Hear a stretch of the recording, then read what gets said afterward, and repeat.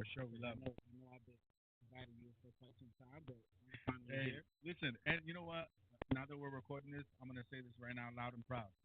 That was on me, but we are gonna run it back. We're gonna do the podcast here again, just the podcast, and we're gonna bring education for you and your students. So we're gonna commit to that. That's live recorded, even though it was live recorded last time in conversation. Yeah. But this time, I promise, we're gonna bring the whole team out, and we're gonna do a full-on education. As we do the education, what is predominantly your group, Spanish or English, or a mix of both? Mostly English. Okay, cool, cool, cool, cool. Some Spanish speakers. Okay, cool. Just want to know so that when we bring the education, we kind of have a meeting. We can kind of figure that out.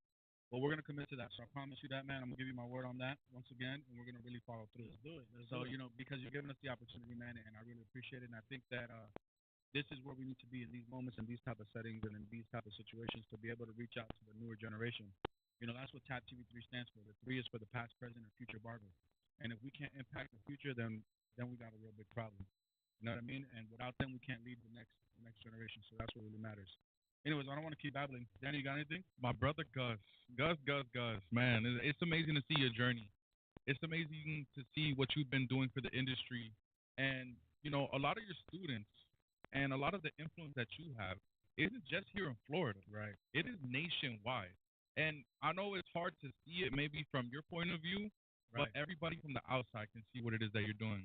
So, with that being said, my question to you would be, what do you feel like the new barbers that are coming into your school, Let's go. what is their reason for wanting to be a barber? It's a great question. Oh man, I can't speak for all the students, right? For the few that I've seen that are passionate, um, man, it's one of those things that barbering has really taken off these past 5, 10 years. Yeah. Um, yeah, you have your few that that they're all about the Instagram hype and Right.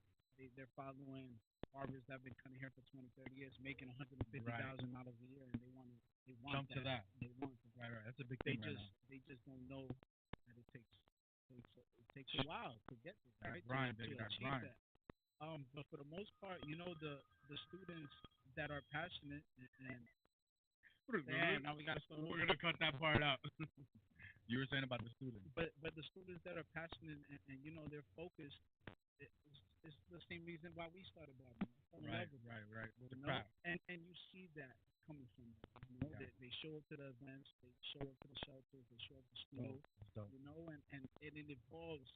You can see that want turn into that passion, and then that Dope. passion turns into a purpose. And without purpose, you don't get it. That's real.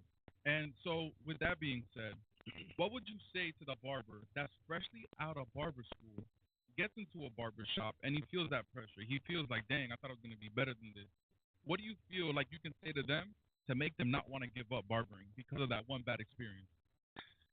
Man, that's a tough question to answer. You know what? I like to instill faith into my students. Come on, talk to me. It's one of these things that faith is required for anyone's success. Because God makes us go through those hurdles and those trials and tribulations Right. to mold us and to make us into the people that He really wants us to become. Right. Right? And a lot of these kids, they don't know that. Yeah. They haven't been through those trials. Right. But they're looking for the guidance, and I think that you're a key person to be able to provide that guidance. You know, to add to what you're saying, I think that's so key, bro. That's dope. So that's something that I try to instill in them that, hey man, have all the faith in the world. Right. Because without that, man, Right. without God, nothing's possible. I tell these people all the time. Any new barber, I tell them all the time. You know, even older barbers, whatever that they have a dream or a vision. I always share this thought, and I always say, be crazy enough to believe in yourself. Right? Like nobody's gonna do it for you. Nobody's gonna believe in you more than you. Bet on you and believe in you. And some people take that to a whole different extreme, but I mean like literally have enough faith that it's gonna work out. That you're gonna be able to accomplish what you are after. But you have to believe in yourself as a barber, because if you don't believe in yourself, nobody else is going to believe in Right. you either. You're not marketable if you don't believe in yourself, dude. People are gonna be like, well, this guy don't even. He's not confident, and that's something that we sell as barbers. When people sit in our chair, man, you sell confidence. There's a lot of hair cutters out there, tons. But when you Too many. too many, you know what I'm saying? But when you provide confidence and you kind of give out that aura to your customer, dude, they're gonna feel like, man, I just got the best haircut of my life. Whether it's amongst barbers, right? Whether it's a mid tier, high tier haircut, whatever. Let's go.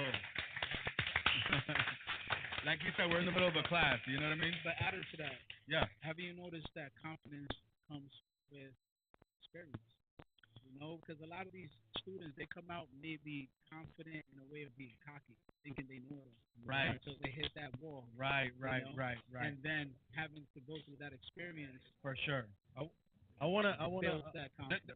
There's a big difference between being confident and being cocky. Like, it's good to be confident, but when you're cocky, that stinks, dude. Like, nobody likes that type of energy. But there's also a difference between a barber school barber, and then once they get to the shop, they think that they're still that barber school barber. Oh, nah, it's a and they're different not. world, dude. It's a whole different Right. beast. I want to piggyback Talk to 'em. off of the topic of faith.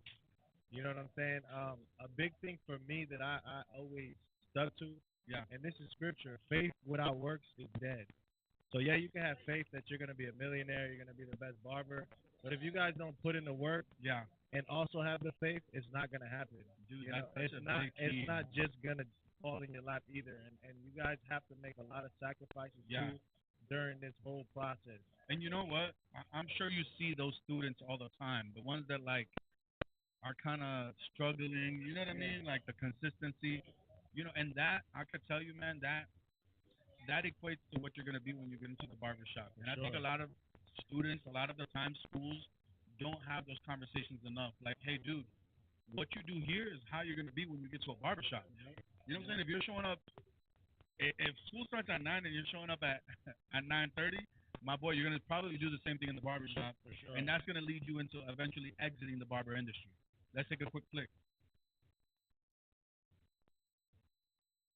But then there's also those barbers that are going to develop those skills as they go in their career. Yeah. No, Because you're going to have barbers that do that, and then they're going to, at some point in their time as a barber, they're going to be like, yo, I got to tighten up. I can't do this no more.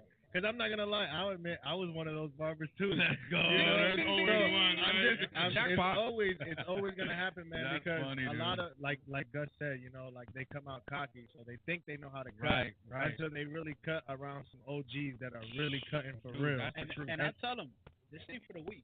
Oh, it's not. Right. It's Right. not. That's This real. ain't for the weak. Becoming a barber is not for the weak. It's not, dude. You got to be on beast mode, man. That's really what it is. Well, listen, guys, I've been an instructor for a couple different schools. I've had my share stories of some very unique students. What is your most craziest experience with a student that you could legally share with us? Man. You don't got to say no names, no face, no case. We won't find you. But if you know, you know. It's too many, man. It's too many. I've been having a school now for 5 years, Right. and I just can't pinpoint one. I will be here for 30 minutes. But an what was hour. that one student that you were like, nah, this kid is just something else? Like, All right, so there was this one student that it was a female, right? And if she watches this, she'll know it's her, right? That every time, like I said, if you know, you know. yeah, If every you know. time that I would explain a certain technique, Yeah. she would be, I know. Oh my God. Oh no, I watched YouTube. I know. Yeah, I know. Exactly. No, I know. No, I know. Yes, exactly. Those are the words. Until dude. there was this one time that she was doing a little tapering in the back, Right. and she took it all the way up to the occipital bone. Ooh, we ended up with a low fade. Yes, and I'm like, what did you do to this Right. cut? Oh, I thought I was. So you don't know. And I had a. That was your moment. That was an my aha moment. You don't know. You don't know, and it's okay because you're Yep. here at school to learn what you don't know. But did she accept it, or did she take it Right. some type of way? That's a magical No, question. she accepted it. Okay. She accepted it. She had to. She had to accept Yeah, it. you would be surprised, bro. Some of these students, dude, en español se dice que se van de culo, que they know. You know what I'm saying? They're gonna say that they know no matter what, and you be like, yo, it's okay to say you don't know. That's why you're in school, dude. Yeah, this is where you ask for help. Right. All right. Has anybody ever done some crazy haircuts? Like, yo, this person, like a creative haircut, you're looking at it like, this is. Maybe a color. I was gonna ask you that color because Yeah. I know people be going crazy. Like students go crazy with color. Yeah, and they feel like The they already know. bleach, bro. The lightning. It went from wanting to look blue to purple or some crazy color. They just Yo, they that's think they so know it funny. all. So That's so they don't funny. wait for the instructors. They don't, man. And they just do it on themselves and just burnt the hair. Listen, I got a good one for you. How often do they say, "Oh, don't worry about it. We'll do it after school"? They go to their cribs, Yeah, do the color, and come back the next day looking crazy. with a doodoo brown on their hair, Looking crazy. talking about, "Yo, can you fix this?" Or Yep. bald. Right, and Or then you be like, bald. but where did you do this at? Oh, well, he came over my crib and this and that and then that. Or even FaceTime me. And Oh and my just God, that's wild, the bro. line is just All over the place. all over the place. Yeah. Dude, that's rough, man. That is rough. Some students, man, I've had some stories, man. I'm gonna share this one, man. One time I had a student, yo, so in the